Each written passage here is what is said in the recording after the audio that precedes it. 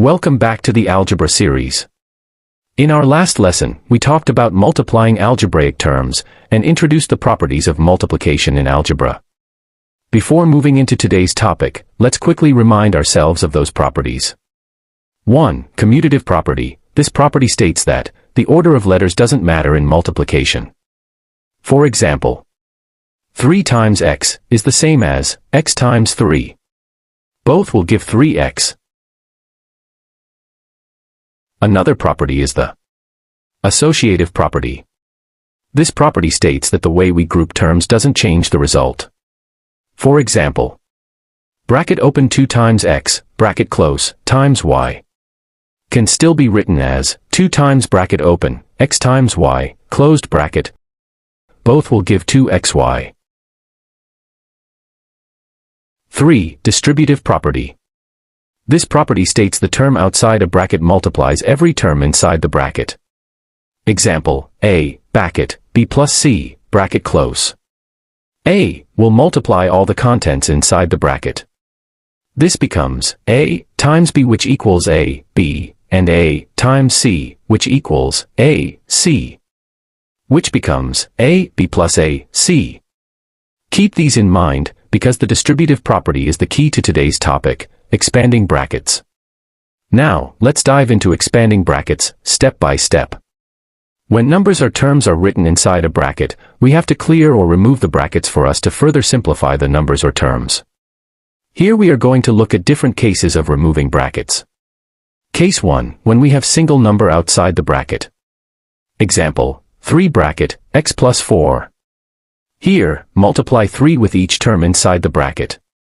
3 times x equals 3x, and 3 times 4 is equal to 12. This gives 3x plus 12. Since are unlike terms and cannot be added, we stop here. The answer is 3x plus 12.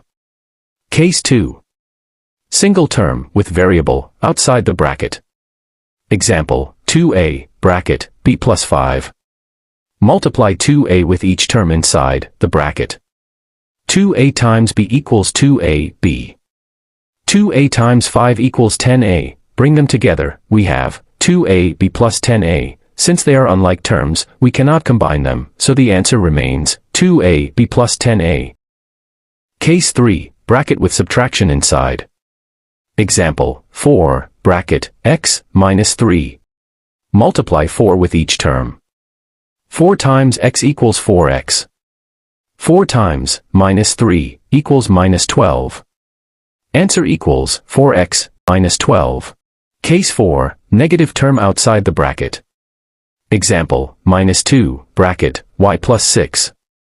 Multiply minus 2 with each term inside the bracket. Minus 2 times y equals minus 2y. Minus 2 times 6 is equal to minus 12. We can't add nor subtract unlike terms. So our answer is minus 2y minus 12. Case 5, multiplying 2 brackets. Example, x plus 3, x plus 2. In this case we will multiply each term in the second bracket by each term in the first bracket. So, we multiply x with both terms in the second bracket. X times x equals x squared, and x times plus 2 equals plus 2x. Next, we multiply 3 with both terms in the second bracket. 3 times x equals 3x, and 3 times positive 2 equals plus 6. Now, we add the like terms together. 2x and 3x are like terms, by adding them we get 5x. And the final expression becomes x squared plus 5x plus 6.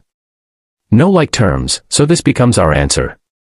Case 6, double brackets with subtraction. Example, bracket, x, minus 4, bracket, x plus 5. Same process, every term in the first bracket multiplies all the terms in the second bracket. X times x equals x squared. X times positive 5 equals positive 5x. Minus 4 times x equals minus 4x. Minus 4 times 5 is equal to minus 20.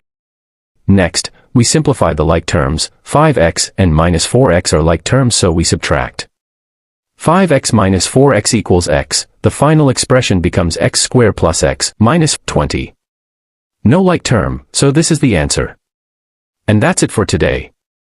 We started with the basics of expanding brackets, step by step, and ended with multiplying double brackets. In the next lesson, we'll extend this further by learning how to expand and simplify larger expressions. Remember to subscribe, like and share. Also, if you missed any previous lesson, check the algebra playlist linked in the description. Keep practicing, because the more you practice, the easier this becomes. See you in the next episode.